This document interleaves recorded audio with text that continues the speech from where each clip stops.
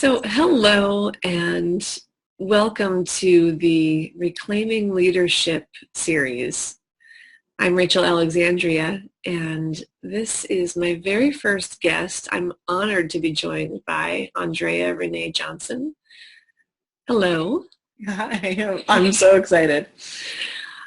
So to give folks who are going to be watching this a little bit of backstory, last fall in 2016, early fall, actually late summer, I kind of had this idea just sort of downloaded that I really wanted to. I just knew so many amazing different leaders and people that I saw to be powerful, who I mostly was experiencing on social media, but I had some connection to. And Andrea was one of those amazing people.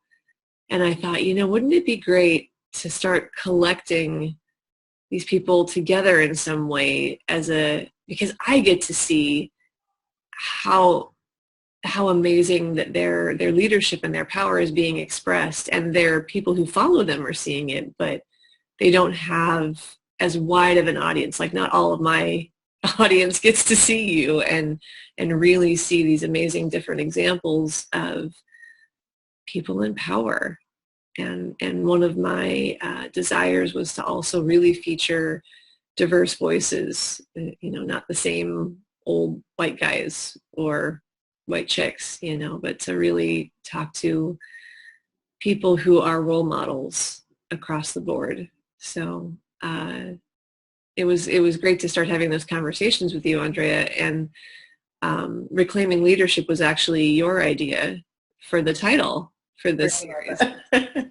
Yeah. I did not forget. I like to give credit where credit is due. So that was a great suggestion. And I think people have forgotten what powers that they have, and that they can lead their lives powerfully. And so I'm really bringing on people who are living examples of that to inspire others. So Thank you. absolutely. So let's let's talk about your power. I'm going to be asking everyone these same 4 questions, and we'll just see where it takes us. And you'll hear your awesome story. So to start, in what way do you consider yourself powerful?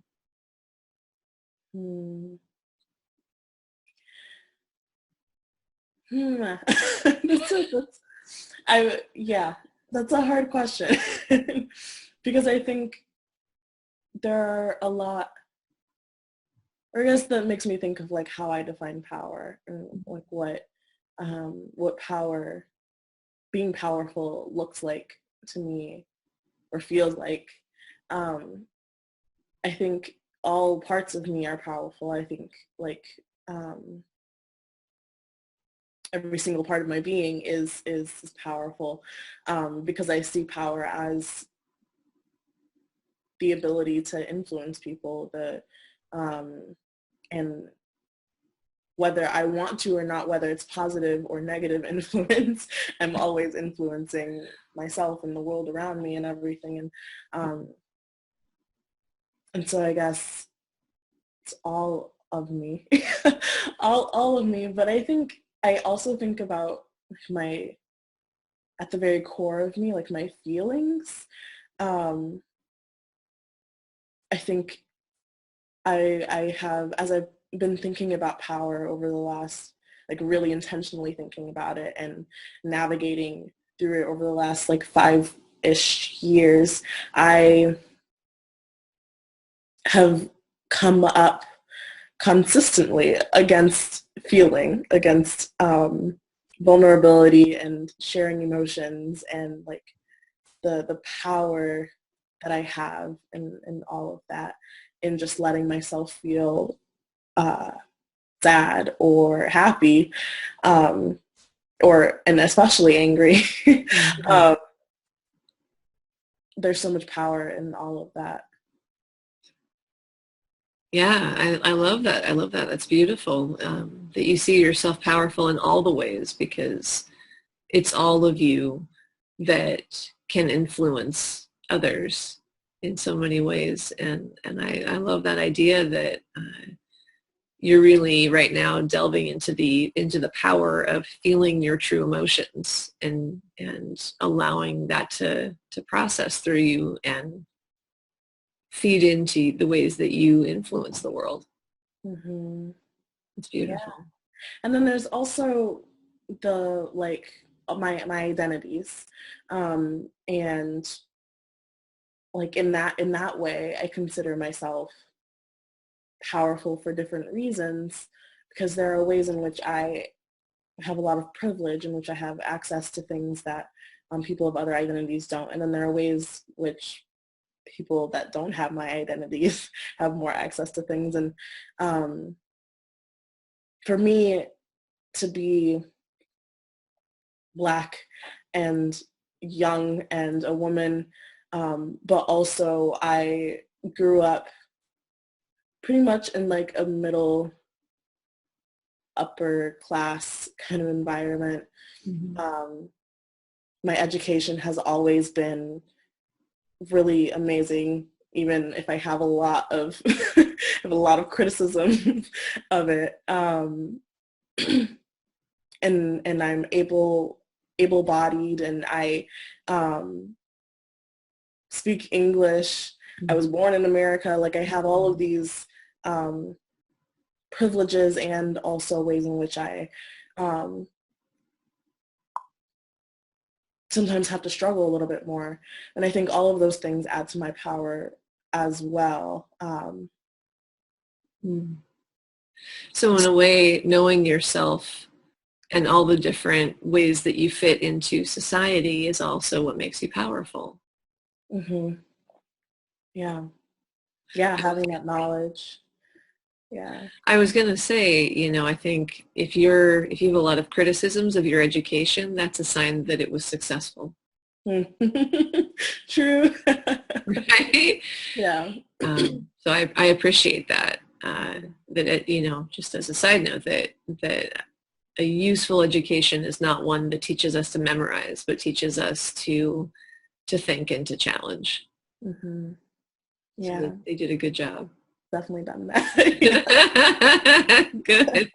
I've always been impressed with you, in part because of your age. Like, that's the thing that's always been so noteworthy to me is how self-possessed and influential and willing to be visible and powerful you are at, do you mind sharing your age? Yeah, I'm 22. At 22. Mm-hmm. That's one of the reasons I consider you to be a role model. Like, that's incredible. And I know there's a lot of millennials out there who are feeling motivated and inspired and may start things, but I don't see, you're one of the first I've ever seen who's really not doing that partially out of bravado. Like, you actually have wisdom. So it's not just the desire to be seen or the desire to get involved, but you're actually really writing pieces and sharing stuff with the world that is meaningful and not just, I want things to change. Mm-hmm. Yeah. So that kind of leads me to my second question. I mean, especially considering how young, relatively, I mean, physically young, maybe not soulfully, how did you become so powerful? I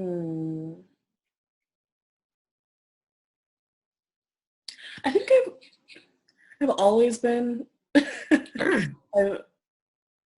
Power has been a topic for me my entire life, especially in my like beginning of my teenage years. I feel like I had a lot of pain around power, a lot of like struggle. Because I think I've always felt powerful, but especially, yeah, in the beginning of my teenage years, I started to feel like I'm not living up to my power. I'm not, and to even have that awareness. I guess I have to go back a little bit more. My dad has been a coach my entire life, pretty much. And so I grew up around books like 7 Habits of Highly Effective Teens and How to Win Friends and Influence People for Teenage Girls, and like awesome. all of these like rich kid, poor kid kind of thing. And The Secret and things like that. So it's been a part of my life, and like thinking about myself and bringing awareness to myself and growing myself has been a core part of me. So yeah, I always had that pain around power because I felt like I wasn't doing what I could be doing. I wasn't being who I could be being. Mm-hmm. And, so you felt like a pressure to exert that power? Was that, I guess?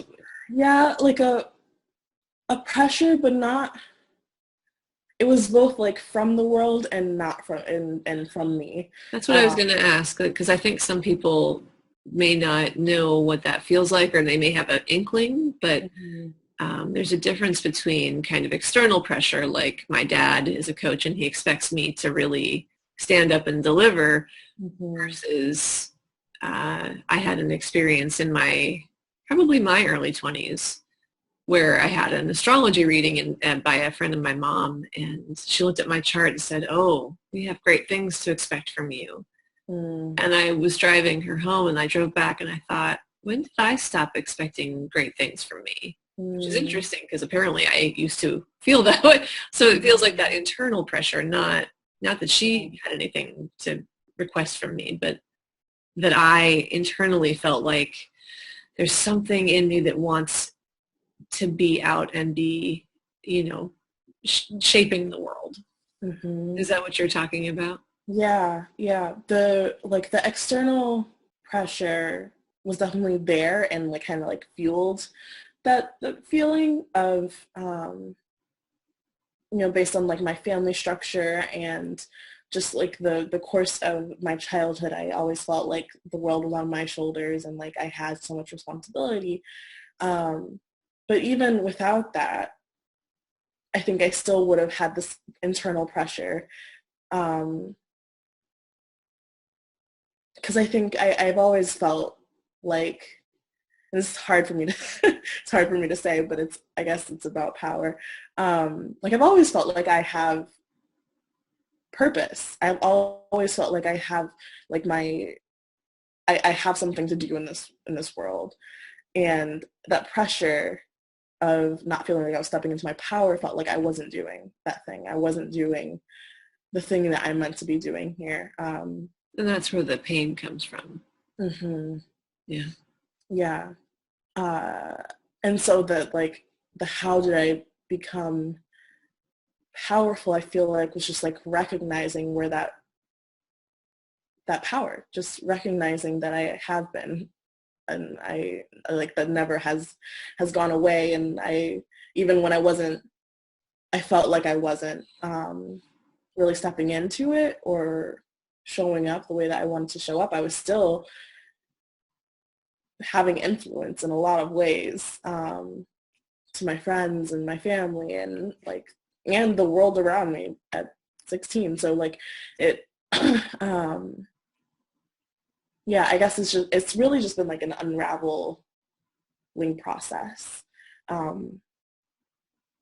getting more to the core and like letting myself be more, letting myself like show up and just be myself more. Nice. When you say unraveling, what it makes me think of is, and I'm not, well, we'll see how much I can get of this. It makes me think of Greek mythology and the idea of the labyrinth, and the way that I don't remember which mythical figure it was that did this, but the way that the guy got through it was by unraveling like a twine, so that he could find his way. So there's something like when you say getting to the core, it's like navigating this sort of twisty turny journey into the center of you and what's important to you. Mm-hmm. Yeah, exactly. So that actually goes into our third question. Once you felt this pressure, this sort of internal desire to be, influencing and using what's in you to, this power that's in you to do something. So how do you do that? How do you use your power mindfully and to great effect? Hmm.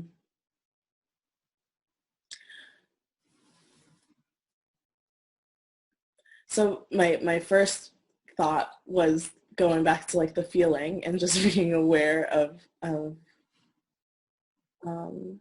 the feelings that have come up inside of me, and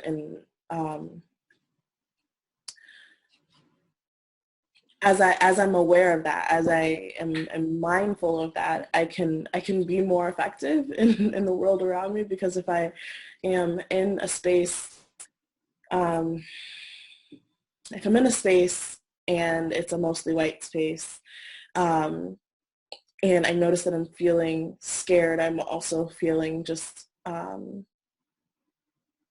closed off. Um, I like being aware of that rather than just like going on automatic and just being in this state of fear and anxiety and whatever. I'm able to do a lot more with myself, because I know that I'm scared. I'm able to like soothe myself, but Mm-hmm. also if I can use that fear to start a conversation with somebody or ask a question, use that fear to ask a question. Why aren't there more people of color here? Why aren't there more marginalized group here? Yeah. Because the fear can be a stopping force, but it can also be like a fuel.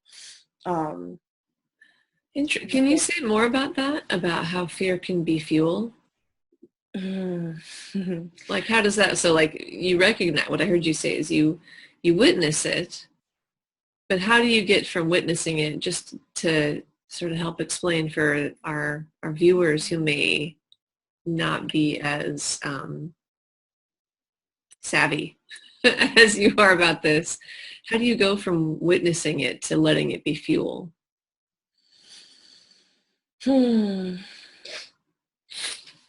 I think so. A lot of fear is I have a very intimate relationship with fear. I'm scared all the time. I'm scared right now. Like I'm just like, me and fear, we're homies. And a lot of the time, fear for me is I'm just sitting in it. I'm just like, I'm scared, I'm scared, I'm scared. um, but when I look at the fear and I'm like, okay, why am I scared? Um, I'm scared because I'm afraid that like I'm going to be too much for these people. I'm scared that I'm going to experience hurt, or I'm scared that I'm going to say the wrong thing and they're not going to like me anymore. Whatever.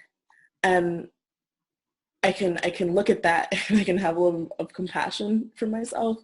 Um, and also tell myself that I'm okay, and remind myself that I have people, remind myself that I have, that like everything is okay. And then I'm able to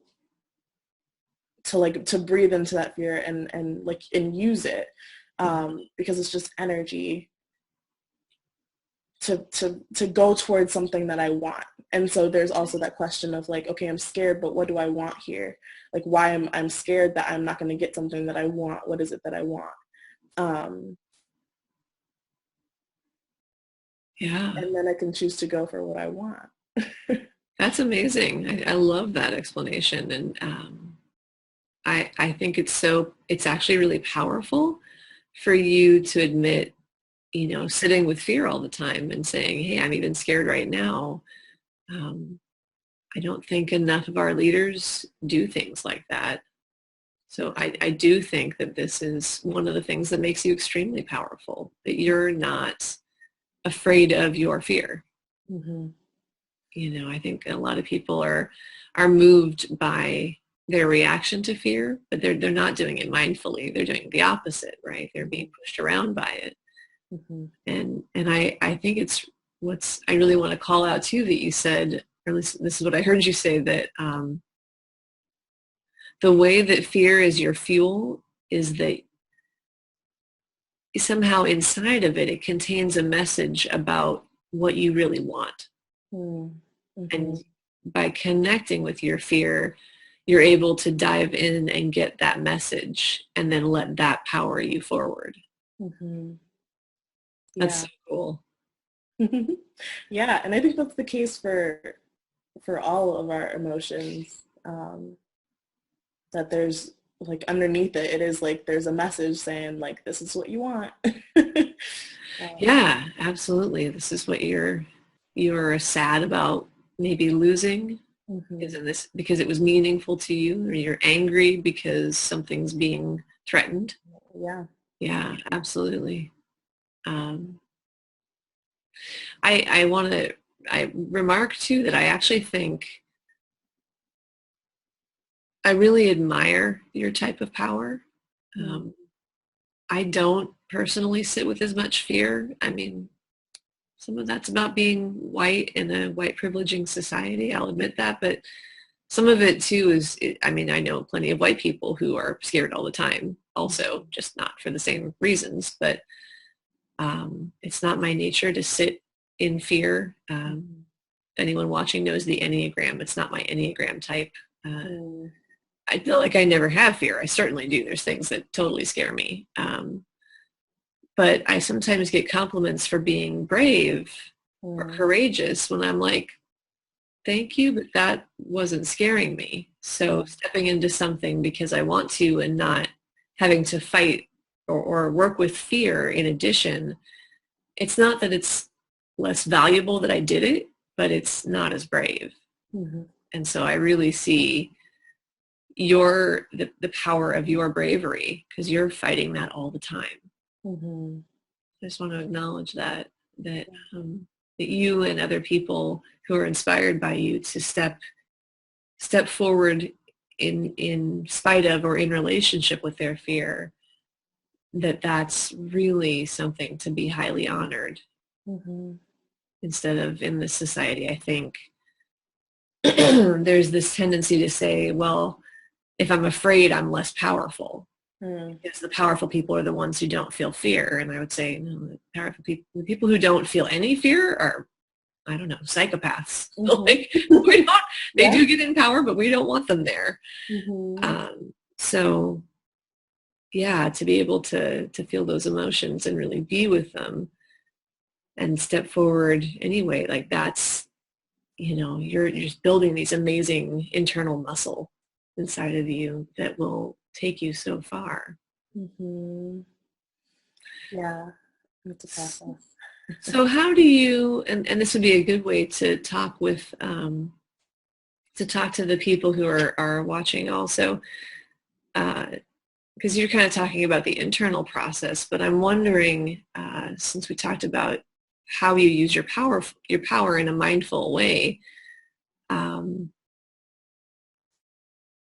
how are you actually using your power to influence?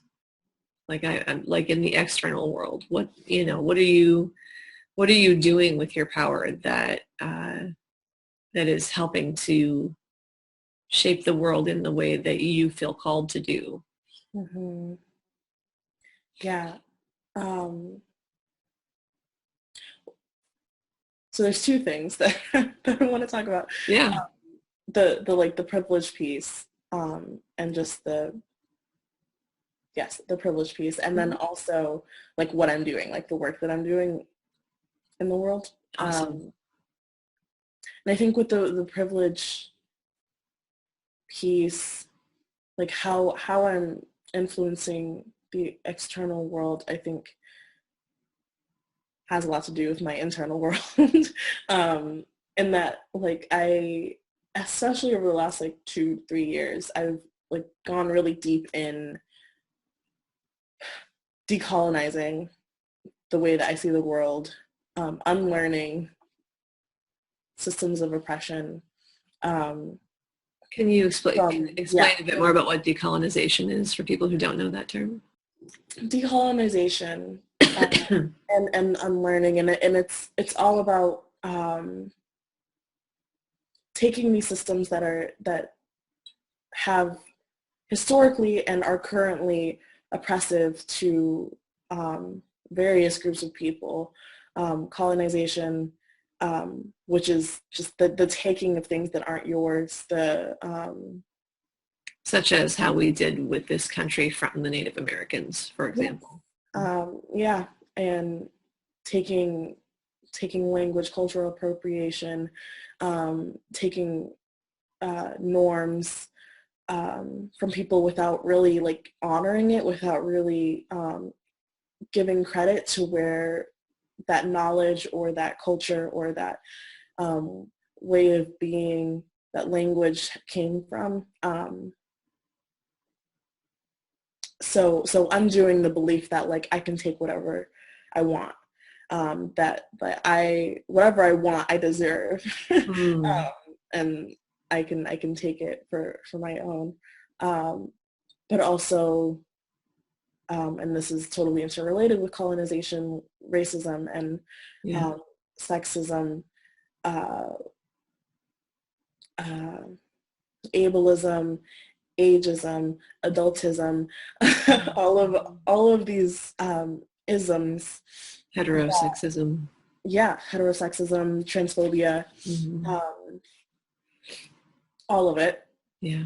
There's so much more that, and that all of these things just suppress and prevent people from being who they are, from having a good life, from having a life that they wish to have. And so for me, some of those things have affected me, and I have to do my own internal work of like releasing the messages that I've gotten from those systems and the people within those systems, and everything, but also unlearning about the ways in which I'm privileged. And so with me having a body that is, for the most part, considered normal in our society, being that I don't have a physical disability, and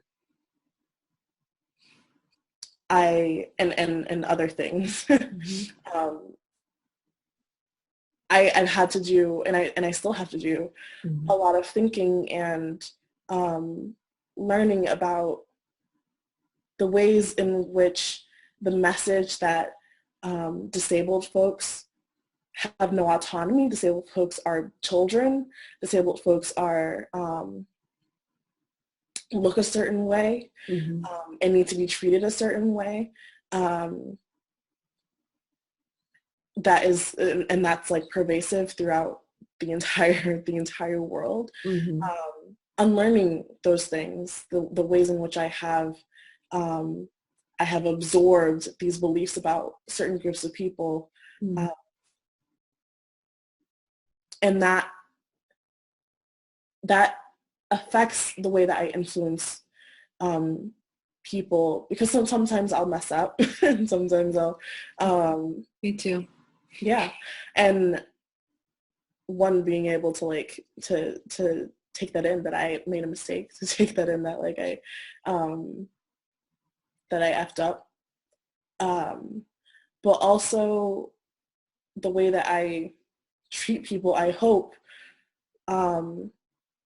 is in line with supporting people to like to be who they want to be, and to or just to be who they are already, and to support their imagination, support their visioning, support their quest to become whoever they want to become. And so that's one.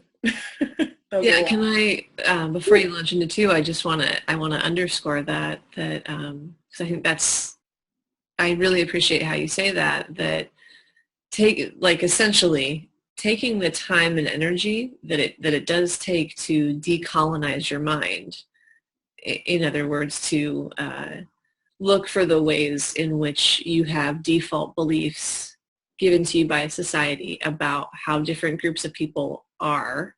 Mm-hmm. So we're starting to remove, like question and remove and analyze and change those beliefs in your head and your behaviors that stem from those beliefs. The merit to that, other than it being the right thing to do, is that it makes you much better at really seeing the whole person, and therefore being able to like teach and coach and empower them. That those are intimately tied. That you can't be a great leader as long as you're seeing people as less than. Yeah. I love that. Yeah. Yeah. And it might not even show up as less than, or you might not realize it as less than, but right. Just like not seeing the whole person, not seeing, or not being able to hear their story, not being able to hear their experience, because that's not what you believe. That's not how you see the world. Yeah. When I say less than whole, right? Less than who they fully are. Yeah. And you can't help somebody if you're not recognizing all of their gifts and all of their personhood. Because then the way that you see them is inherently disempowering. That's really crucial. Yeah. And what's number 2? I think this might get into your next question. How do you teach others to do the same? Like use their power mindfully into great effect. Yeah. Yeah. Well, and so one thing that I've been realizing, especially because I don't think I've said while we've been recording it, I just graduated from college, and she's so young, guys. It's amazing. When I graduated college, I was just working a job and dicking around. Yeah. Well, yeah. So you are not dicking around. You're taking a break and you're resetting, but yeah, there's no comparison. You're amazing. Thank you. Well, in my last year of college, I did a senior thesis project for the entire year, and that focused on a lot of things. But it's been this like process of really figuring out like where my gifts are and figuring out what where I shine and like where I can help and support people the most. And I've realized that like that work of unlearning these things and also taking on new or fresh liberatory ways of being that support our individual and collective liberation from these oppressive systems and into something that like recognizes each and every human being as a whole person and a whole valuable being. That is what I love to do. And so in my everyday life, I try not to always be a coach, but I tend to just to get a lot of support, but I also tend to support a lot of people, a lot of my friends in a lot of different ways that have to do with that, but also just with like being a happy human being or just having a satisfied life. But when I'm working, I do a lot of facilitation of spaces that support that work, that support the liberation work and the personal growth work and the taking action, the supporting social justice work. I facilitate spaces for that. Is that for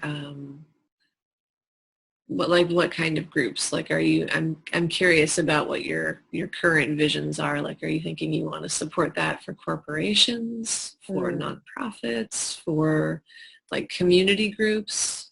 Yeah, community groups, and like in organizations, nonprofits, but also just random human beings that find me. Yeah, individuals for sure. Yeah. And yeah, people, really just people that that are dedicated to creating change and have this vision for a world that is different, and are typically in this space of like, how can I help? What can I do? Feeling helpless, is really easy to feel helpless, especially in this world that we're living in right now, this country that we're living in right now. Yeah. And supporting them to engage in a way that feels good for them, or maybe it doesn't feel good, but in a way that like works for them. Serves their values. Their Yeah. Yeah. Yeah, and supporting them to lead in their own communities, the change that they wish to see. So would it be, and please feel free to correct me, would it be accurate to say that there's a way in which you're like a decolonization coach, like, or somebody who specifically is coaching people about liberating their mindset from racist and sexist and homophobic and ableist perspectives so that they can better engage their communities? Yeah. Yeah. Yeah, I've had a hard time with, for a long time I called myself a leadership coach, and that's like, but also generalized, yeah. But also, I mean, I could call myself a liberation coach, but there's more that I do than coaching, and and so I tend to just say that I and coach and facilitate spaces that support leadership and liberation. Nice. So if somebody wanted to, like, if they're feeling drawn to connect with you or wanted to work with you, you do individual work in that way. How would they find you? Yeah, so my website is andrearanae.com, and that's AndreaRanae. And I'll make sure and put that in the, however I'm distributing this, I'll put that in the notes because I want people to be able to reach out to you. And I also like welcome a lot of connection. I want to connect with people that are wanting to do this work or are already doing this work. I feel like connection is like a core piece of liberation and community and everything. So if you want to just connect with me, find me on Twitter, find me on Facebook, find me on Instagram. It's all under the same name, Andrea Ranae J. Andrea Ranae J. Okay. Just with the J at the end. Great. And I'll make sure that I get all those links and we'll put them all in. Yeah, so reach out to me. That's awesome. You know, I love that you're doing this work, and because I'm sure people who are watching or listening can tell, you're so accepting and non-judgmental while at the same time confronting very straightforwardly the issues of these different limiting mindsets, you know, and I'm sure you've seen this too. Like, I've just been in so many spaces online mostly, but offline also, where people of certain privileges, like white, straight, and, you know, men, but predominantly the white one is the one I really noticed lately, of just this sense of, I want to be an ally. I want to not be part of the problem. Not all white people stuff. And really kind of a sense of desperation of like, how do I get out of the way so that I'm not part of the bad train? Yeah. The bad train. Right? Like, how do I get off the wagon?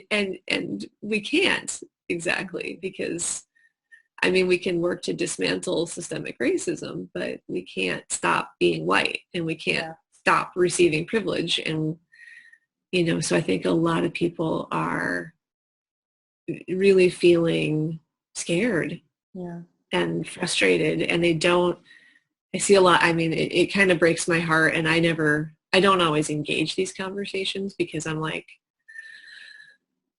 I'm sure, I don't know if you get tired of this. I get tired of kind of having the same conversation over and over. Since you do this work, probably you have more, I'm imagining you have more tolerance for it, just like I do with my individual clients. Like I will listen to the same stories over and over and kind of, but it's so hard to see so many white people being like, I feel like everything I do is wrong. Like, if I sit back and listen to people of color, then I get called out for not speaking up. Like, why are you not participating? But if I speak up, then I get like, why are you always taking up the space? Yeah. And so I really am excited for people who get to connect with you, because I think people really want guidance around how to do this kind of stuff, like just how to be in the world in this increasingly aware and challenged what's the word for all of the things, limited society. I don't know what to say.